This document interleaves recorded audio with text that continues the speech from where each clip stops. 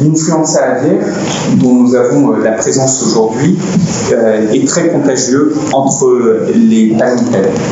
Peut-être même plus contagieux, le virus de l'année 2020-2021, qu'il ne l'était lors de du dernier épisode en 2016-2017. Ce qui explique d'ailleurs que lorsque des élevages sont à proximité, si l'un est touché, dans la plupart des cas, l'autre est également touché. Face à cela, nous avons trois principales actions que nous mettons en œuvre. La première action, c'est de prévenir la propagation du virus en faisant un abattage drastique, massif, dans une zone de 5 km autour de chaque foyer qu'on identifie.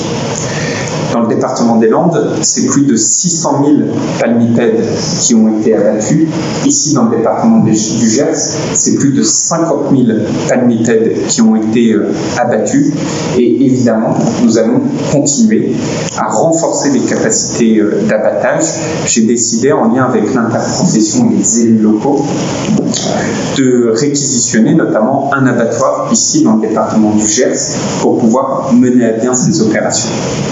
Le deuxième élément très important, c'est d'accompagner nos éleveurs. Je voudrais vraiment saluer la solidarité au sein de la profession, la solidarité au sein de tous les acteurs et beaucoup dernièrement ici présents qui représentent les collectivités territoriales ou les élus de la nation sont également aux côtés de ces éleveurs qui traversent une période difficile.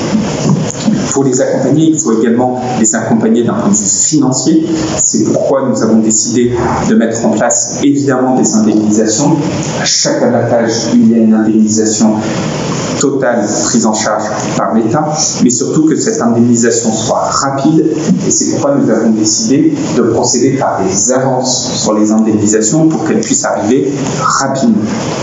Puis le troisième volet de l'action, c'est de tirer les conséquences de ce que nous traversons aujourd'hui et en lien avec la profession, avec les élus locaux, de se demander comment sur la durée nous sommes en mesure de se prémunir contre ces épisodes d'influenza aviaire, puisque comme vous le savez, la dernière avait lieu il n'y a que 4 ans et qu'il nous faut donc toujours se demander comment renforcer les mesures visant à limiter ces épisodies comme l'influenza aviaire. Pour ce faire, nous sortons d'une réunion très constructive avec la profession, avec les élus locaux, pour se demander quelles pratiques nous devons adopter, quelles sont les mesures de biosécurité nous devons mettre en place, et notamment dans le cadre du plan de relance, le volet agricole du plan de relance, ce sont plusieurs dizaines de millions d'euros que nous allons consacrer spécifiquement au renforcement des mesures de biosécurité. Je crois que c'est très important.